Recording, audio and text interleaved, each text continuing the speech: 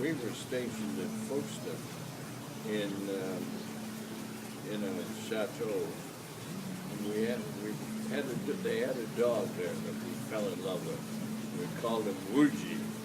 And he was a big, black, curly dog, and he was a lot of fun. And we spent time with him. And then we were issued our own currency.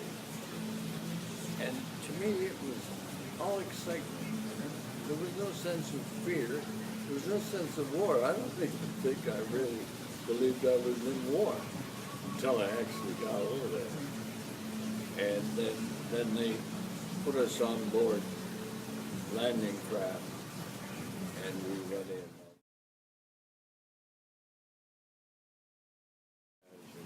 Intelligence and so on. And we were trained to go in with the troops, which we did.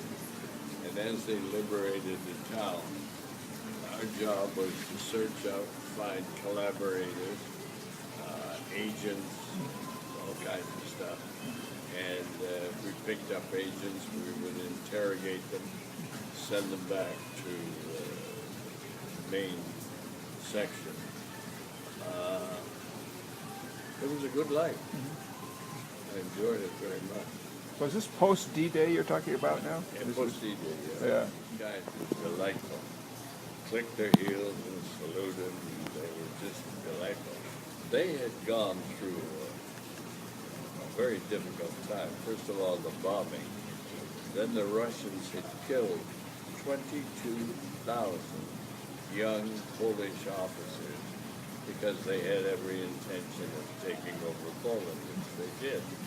And then, of course, the third experience, which came later, the Russians came to the border of the city, told the Poles to rise up against the Germans, and they would help them.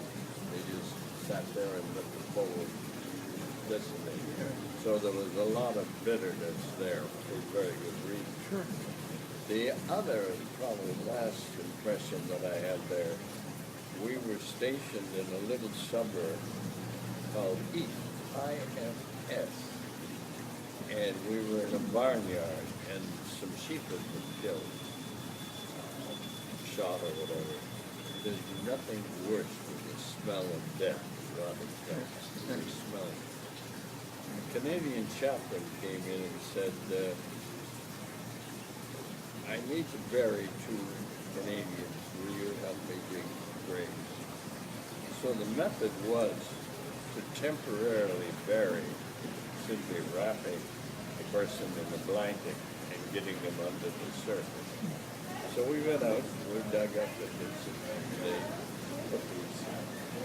I remember going by a day or two later and looking at these graves with little crosses in front of them and so on. They were eventually moved to a cemetery, Canadian cemetery. The Americans have an enormous cemetery, over 9,000 buried above Omaha, Utah. We have one cemetery, well, actually 2 in that area, for Canadians, with about 2,200 Canadians buried there.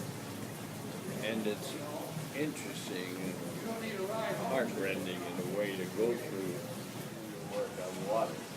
You'll lick the